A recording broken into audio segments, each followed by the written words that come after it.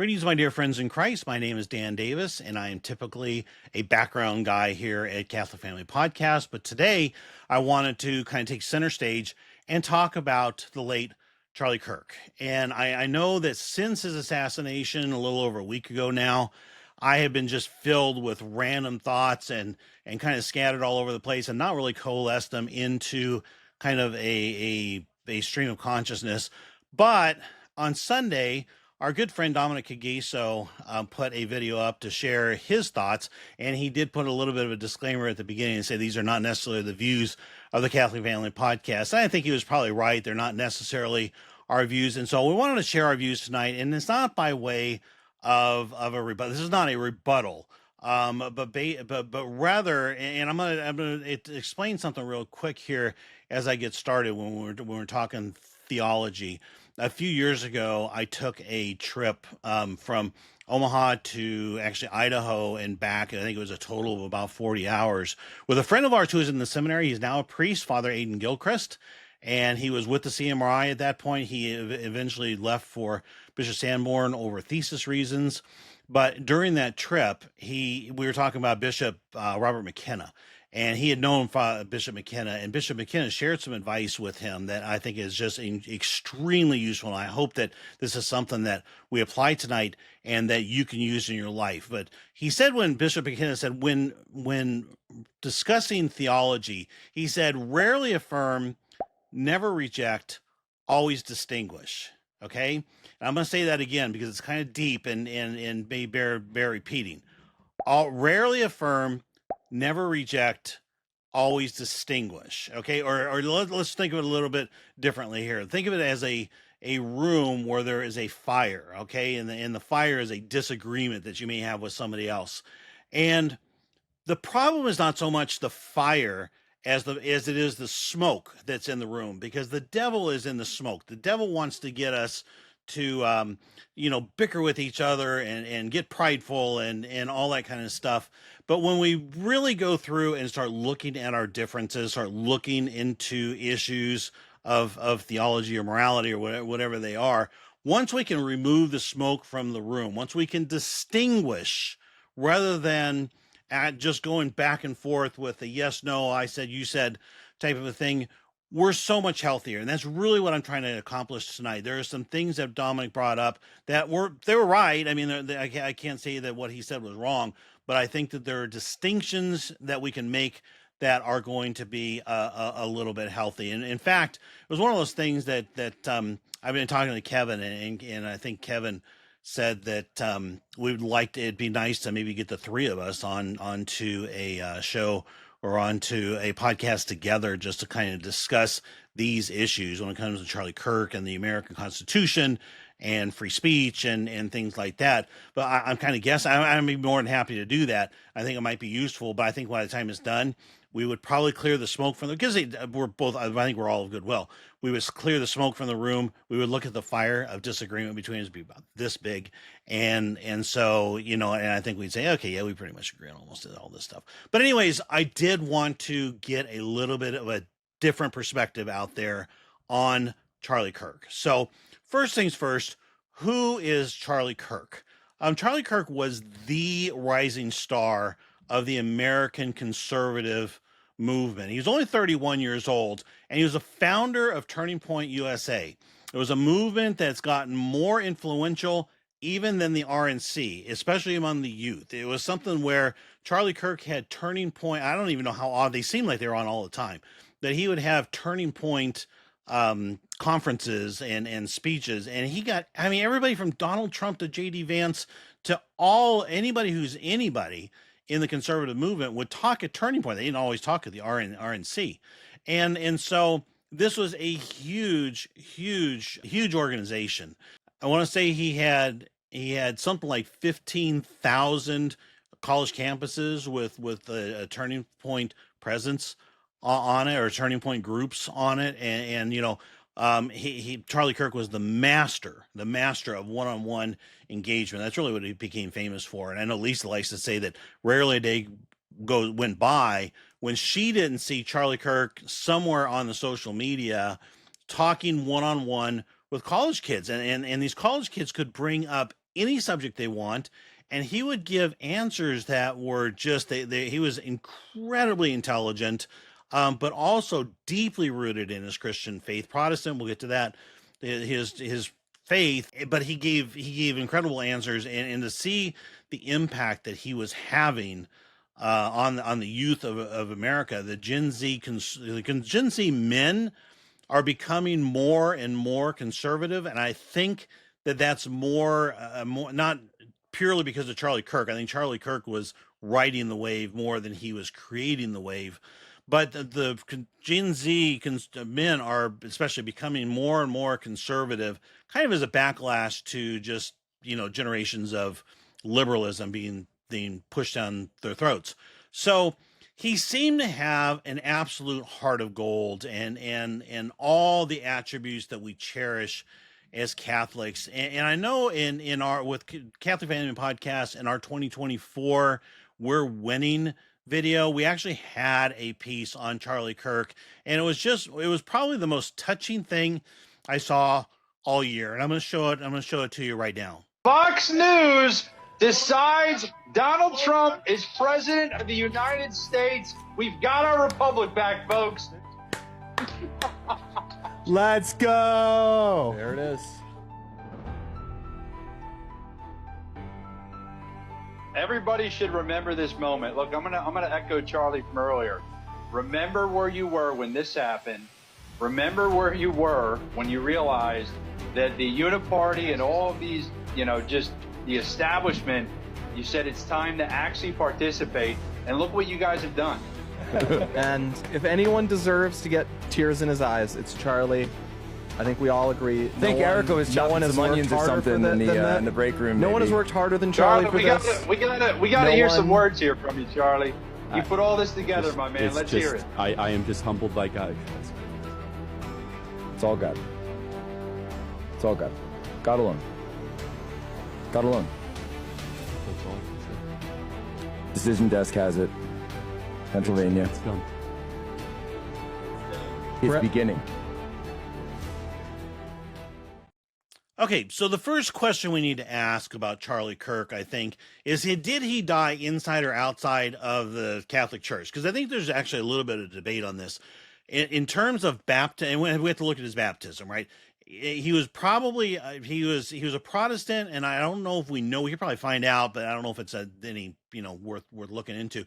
He might have been baptized as a Protestant if the format and intent was correct, that he was validly baptized. He was also attending Mass with his wife, and so there's an argument to be made that he was, baptized by desire. I don't know if he was actually intending to become Catholic or just working that way. And you can also kind of make a little bit of a case that he died for God, for truth in his country, maybe baptized by blood. I don't think any of this really matters. I mean, if we had a legitimate church today, they would discuss the matter. I don't worry too much about his soul.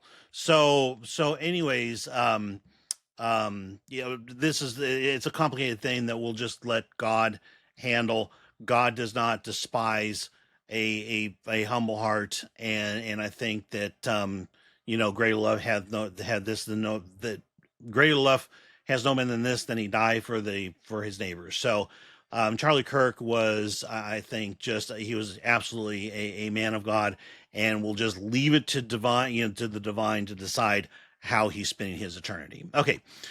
I will say, though, that if Mega starts to sell Charlie Kirk votive candles, we won't be buying one. Okay, so we don't look at him as a saint. We don't look at him as a martyr. Okay, now on to discussing the foundations of America. I know that with Dominic, he kind of threw up the caution flag on Charlie Kirk based on the fact that a large part of his ministry, if you will, was in promoting America, the American way of life, the American Constitution, all of those things.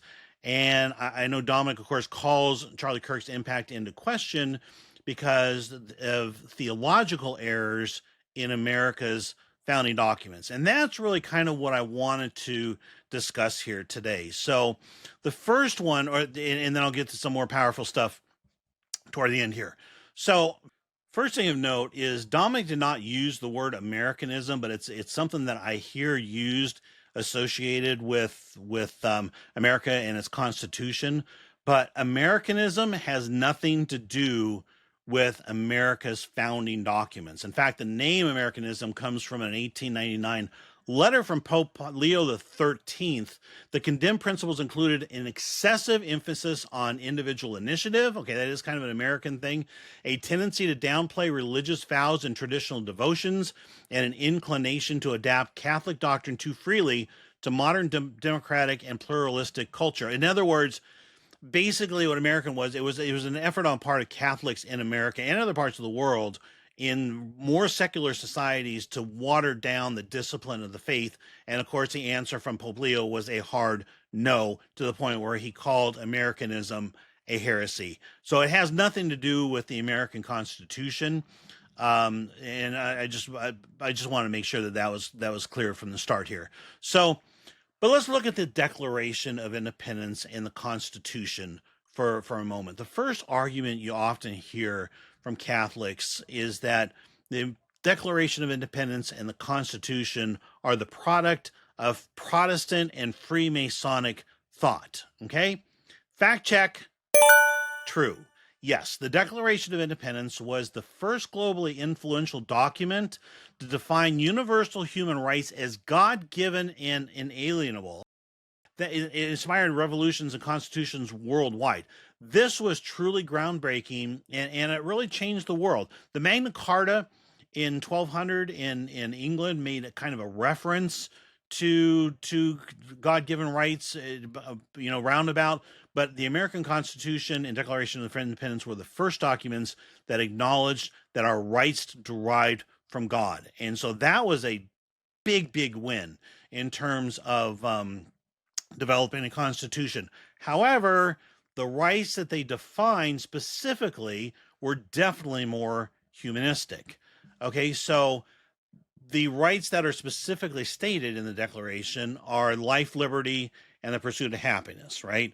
So life, I think, is that's okay. I mean, we're pro-life. We like life, and we probably, if you look at life as being this essential, eternal life is really the higher virtue here, but life is fine. Liberty is one that kind of comes from the French Revolution as well, where the Catholic counterpart to that is obedience to God's will. As Catholics, we're not all about liberty, we're about obedience to God's will. And then the pursuit of happiness is another one that really is more of a humanistic, Freemasonic thought. Our objective should be a pursuit of heaven. Why did God make you? God made me to know love and serve him in this life so that I may be happy with him in the next. Okay, it's the meaning of life. It's the second question on a child's catechism. And so those are really the more Catholic concepts. So life, liberty, and pursuit of happiness, I think we start out America, in the Declaration of Independence with a little bit of, these are not great Catholic concepts. But how about the American Constitution and specifically the First Amendment, the right to free speech? Dominic, I think, believes, as do many Catholics, that the First Amendment is antithetical to Catholic morality. That basically it's a subversion, that it's a heresy, okay? And basically it's a condemnable belief. But is it? Let's dig into this. I'm going to dig into this in a little bit of detail. Okay, Pope Pius IX, Quanta Curia, says, from this totally false idea of social government, they do not fear to foster that erroneous opinion, most fatal in its effects on the Catholic Church and the salvation of souls, called by our predecessor Gregory XVI an insanity, namely, that liberty of conscience and of worship is each man's personal right, which ought to be legally proclaimed and asserted in every rightly constituted society. But when they rashly assert this, they do not think and consider that they preach liberty of perdition.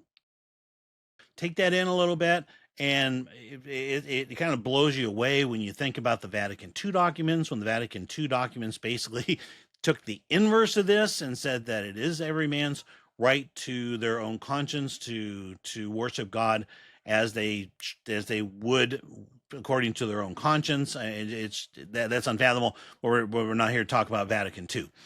The basic teaching here is that error has no rights, okay?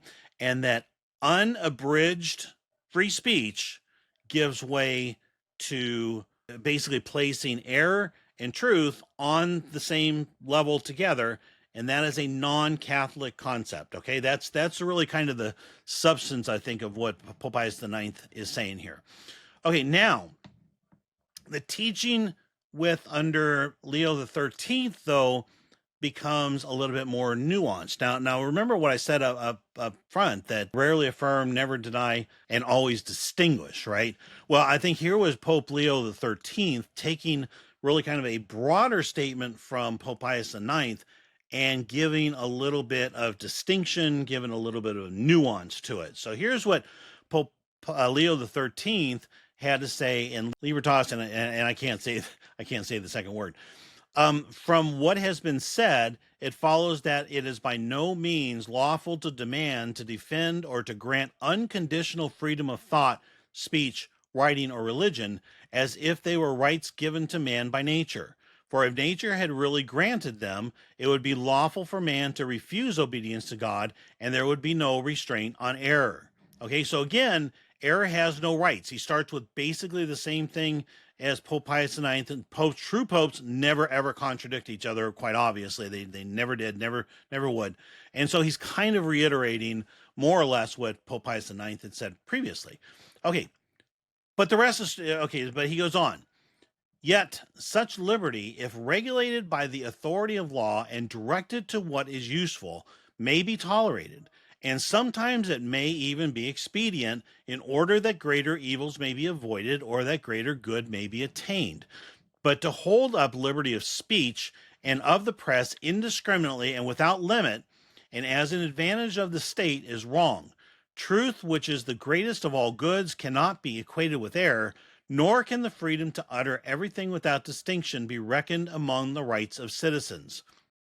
So again, truth, very important, truth cannot be equated with error. Truth cannot be placed on the same plane as error. That is non-Catholic thinking. However, it can be expedient for civil authorities to tolerate it in order to gain a greater good. So when Pope Leo said that the liberty of free speech regulated by law may be tolerated, he was not contradicting Pope Pius IX. He was simply creating a new nuance, new distinction. He is simply making the implicit explicit. Now let's talk about this word unconditional. The Pope Leo XIII said that by no means lawful to demand, to defend, or to grant unconditional freedom of thought, speech, writing, or religion. All right. And I think that in the minds of those who are kind of anti-constitutionalists, that's what the First Amendment provides, is unconditional freedom of thought and speech. But it really doesn't. And in fact, the First Amendment is not unconditional whatsoever. Now, here is a list of all the different items that are not covered under the First Amendment. Incitement to imminent lawless action, true threats, obscenity, child pornography, defamation, libel and slander. We have libel and slander laws, fraud and false advertising, fighting words, and speech integral to criminal conduct. That's a pretty comprehensive list. So, now that we've seen that in some cases it is permissible for civil authority to allow free speech, and not even unconditional, but conditional free speech, and on the other side, the First Amendment does provide conditions, does provide limits on that free speech. Let's look at where's our fire. Okay, there's not a lot of smoke in the room now. Where's our fire? Where is the American First Amendment in conflict with the Catholic faith? You can make the case, I think, that a Catholic First Amendment, if we were a Catholic country, would also cover several other items. It would cover blasphemy for certain, political speech that is hostile to God, his saints, and his church, and perhaps it would call for the burning of the Talmud, as the great King St. Louis did.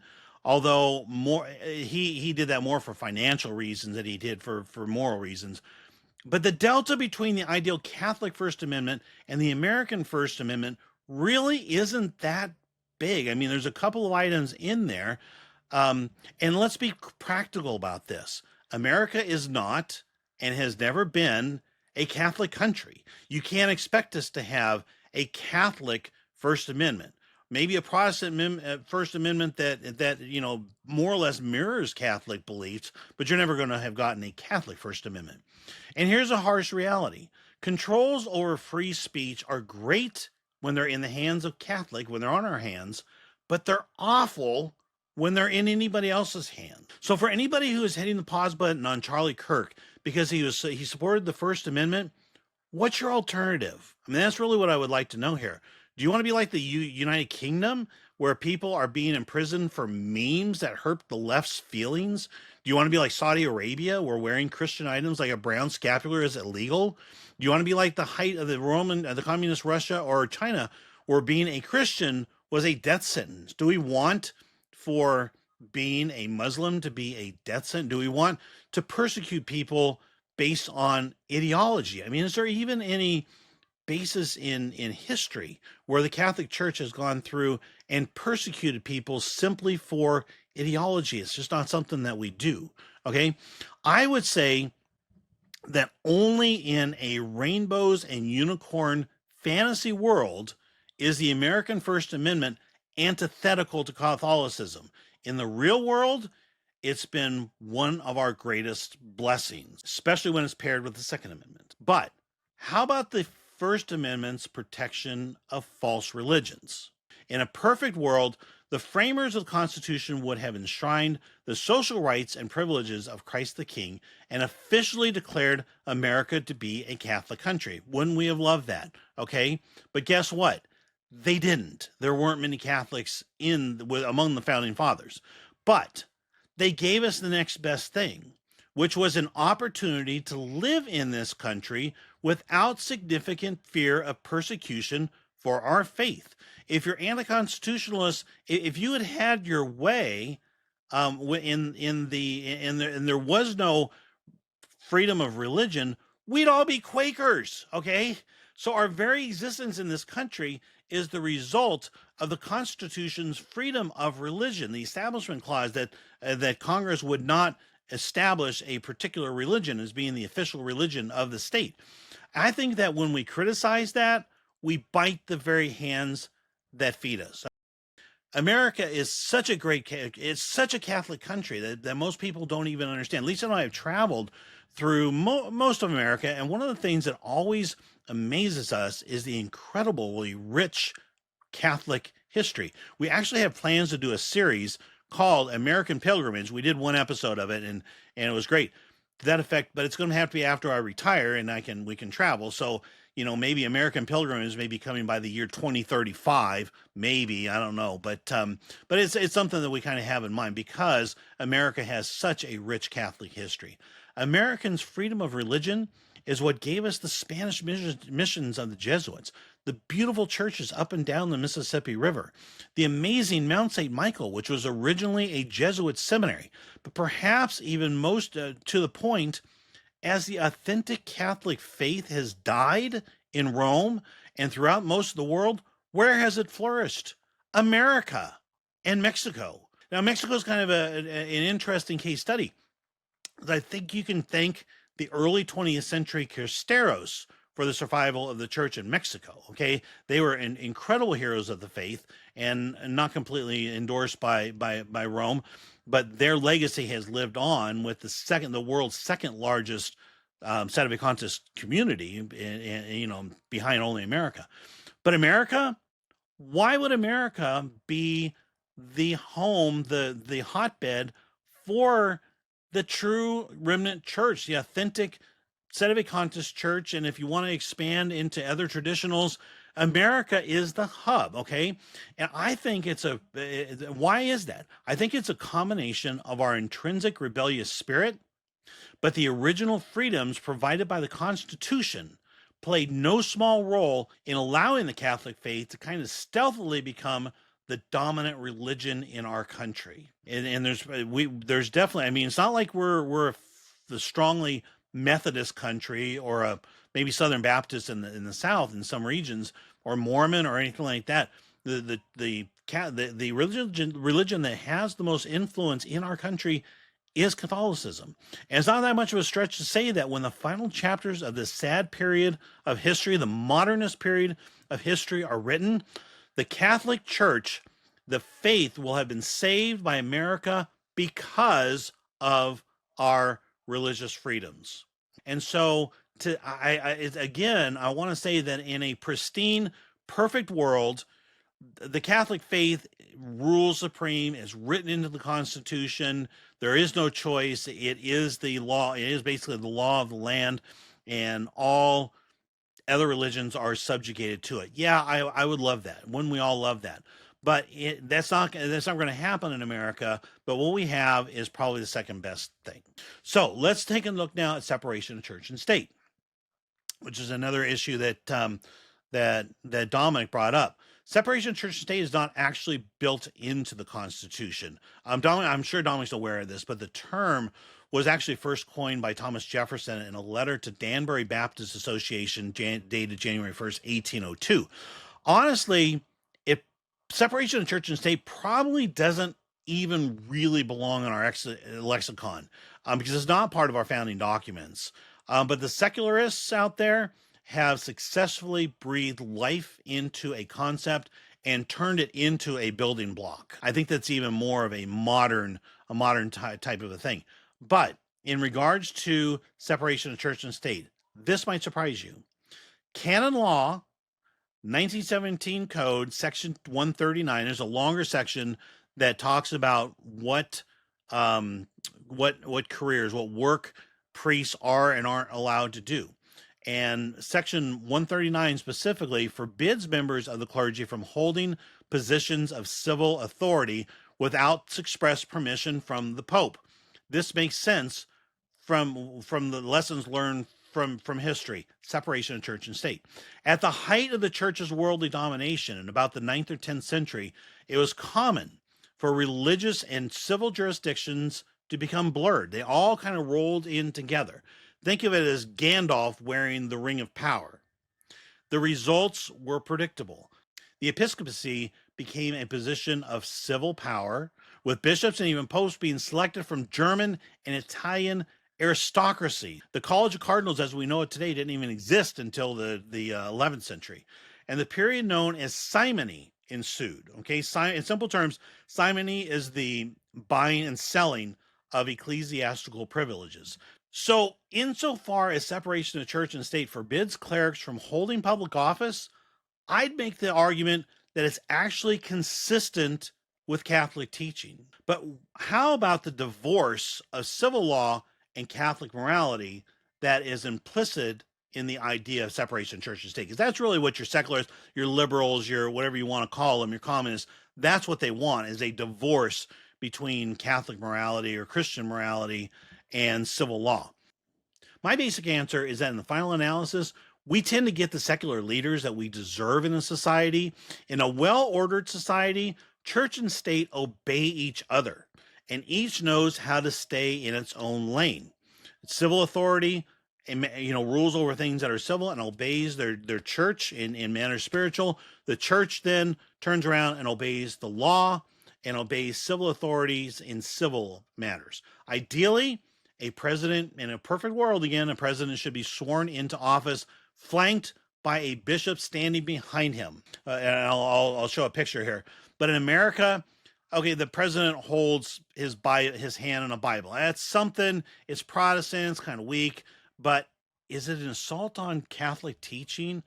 I don't think so. I mean, the separation of church and state, you have the president holding his hand on a Bible, okay? He doesn't hold it on, the legal code or whatever. He holds it on a Bible. That brings church and state in a practical sense together in an imperfect way. Trump, J.D. Vance, and even Democrats talk about Christian values as a baseline for law. Presidents like Bill Clinton and Barack Obama, they made a show of walking into church on Sundays carrying these big, oversized Bibles. It was just something that they did.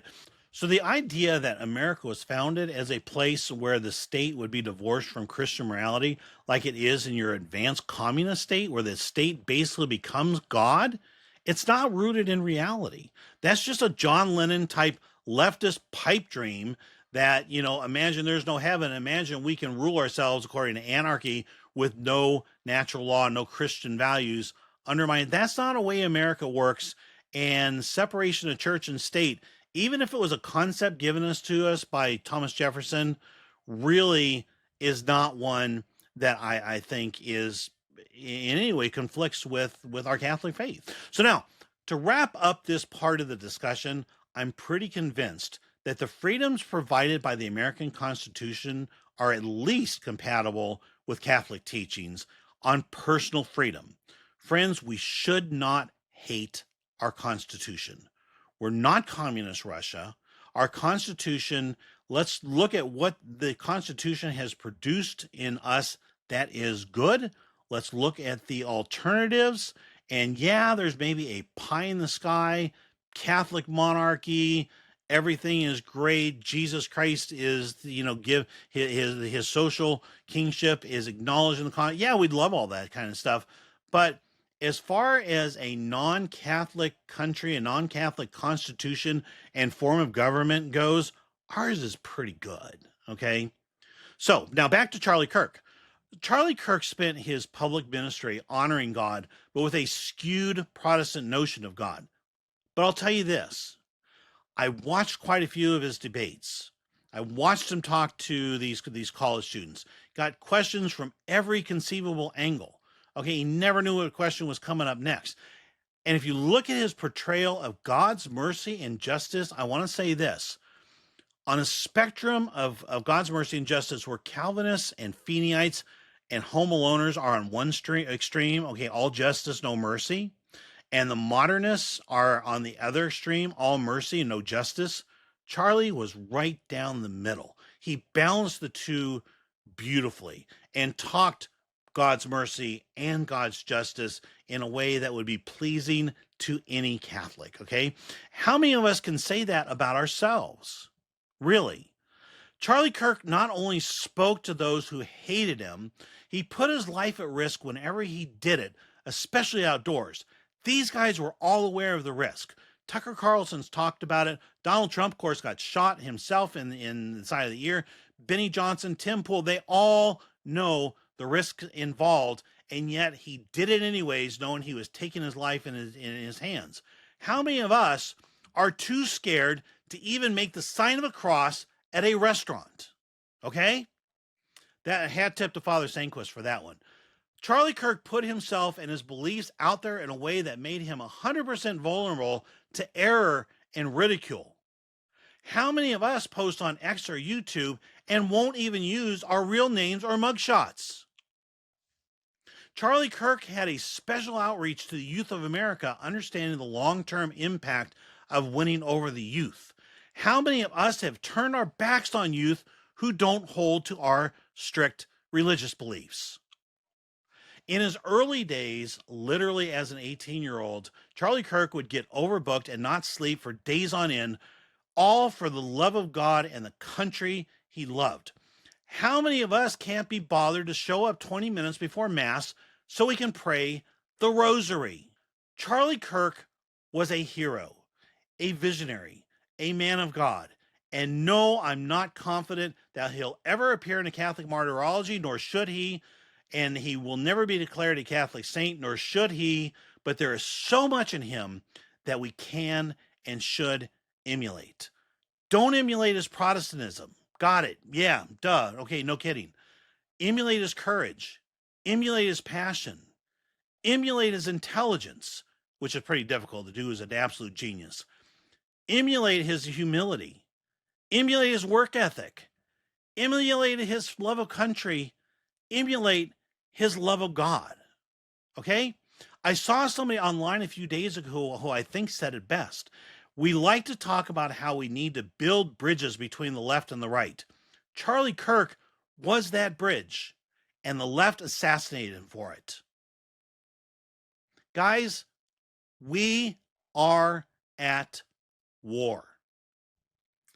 Now, there's one clip of Dominic's that I need to show and I need to call out because I think the mindset behind it is not right. So I'm just going to play this short clip. But one of the things I saw from some State of the Contest traditional Catholics were comments that, for instance, we are at war now, or the war has come to us, right? And I kind of furrowed my brows a little bit and kind of wondered. I thought, well, who is this us that we're referring to? Who is the we? Because surely the culture wars or the wars of the woke the left, or the war against I don't know, Western civilization, let's say, is not pointed at the Catholic Church anymore. It's pointed at conservatism. It's pointed at a much broader set of principles that are based in large part on natural law, right, or just vague Christianity. But it's not a war against Catholics per se. Dominic, the FBI has a database with all of our churches in it.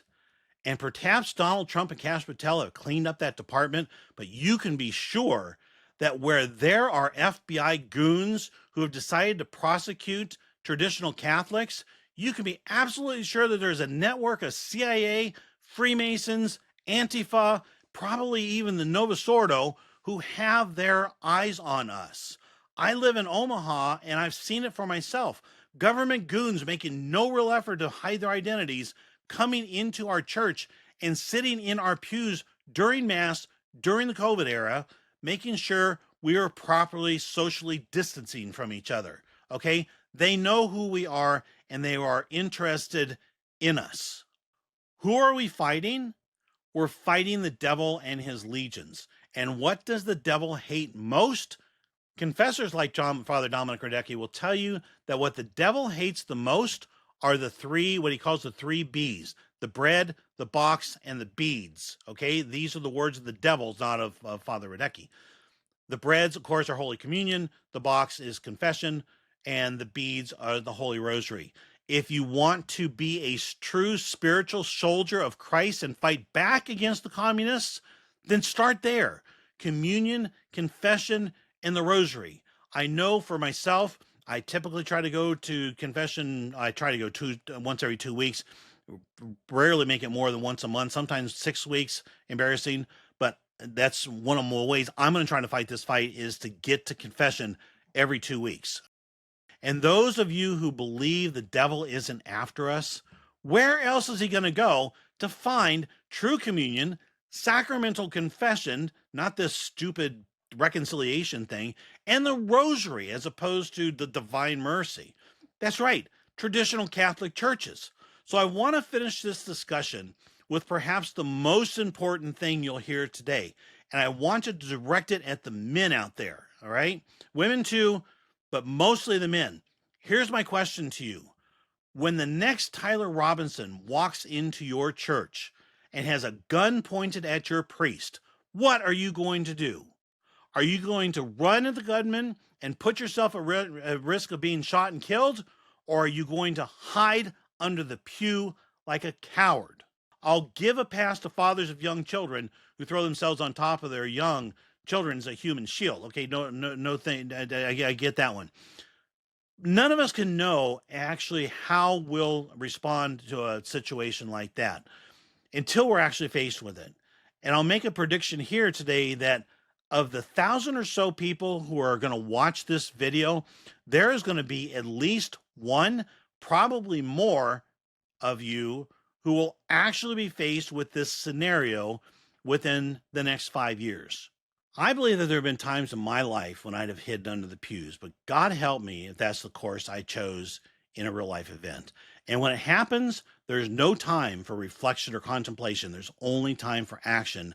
The time for contemplation, the time to reflect on what you would do or what you would want to do, is now.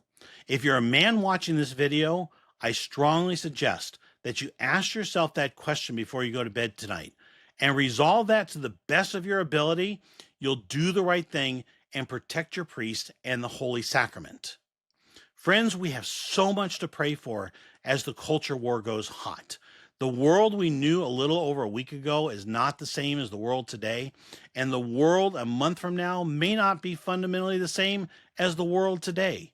We are soldiers of Christ, and as soldiers, we don't have the luxury of standing by and watching the enemy advance or just hoping that everything burns to the ground so that we can leave the communist problem to our children.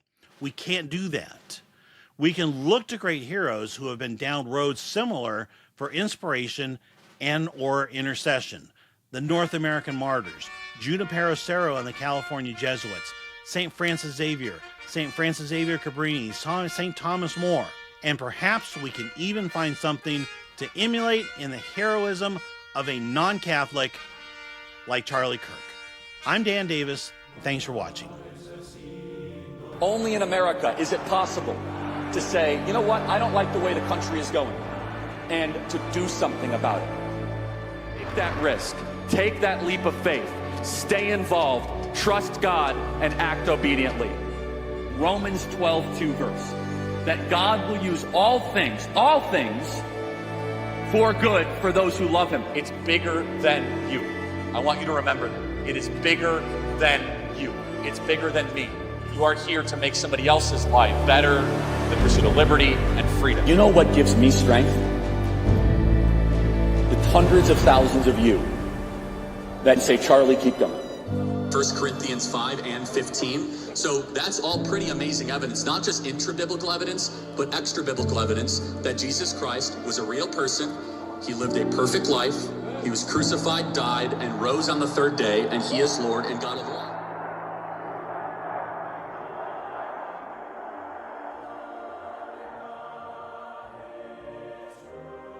It's the only way to honor Charlie, for what was he, if not a man who told the truth in every place, in every environment? Now, the most important truth Charlie told is this, that long ago a man, begotten, not made, came down from heaven, and by the Holy Spirit was incarnate of the Virgin Mary and became man. For our sake, he was crucified under Pontius Pilate and suffered death and was buried and rose again on the third day. Charlie believed, as I do, that all the truth he told flowed from that fundamental principle. There is no unity with people who scream at children over their parents' politics. There is no unity with someone who lies about what Charlie Kirk said in order to excuse his murder. There is no unity with someone who harasses an innocent family the day after the father of that family lost a dear friend. There is no unity with the people who celebrate Charlie Kirk's assassination. And there is no unity with the people who fund these articles, who pay the salaries of these terrorist sympathizers, who argue that Charlie Kirk, a loving husband and father, deserved a shot to the neck because he spoke words with which they disagree. And our world is filled with evil. But our God, you guys, our God is so good. He's so incredibly good. And we know that for those who love God, all things work together for good, for those who are called according to his purpose. The evildoers responsible for my husband's assassination have no idea what they have done. They killed Charlie because he preached a message of patriotism, faith, and of God's merciful love. But they should all know this. If you thought that my husband's mission was powerful before, you have no idea. You have no idea what you just have unleashed across this entire country.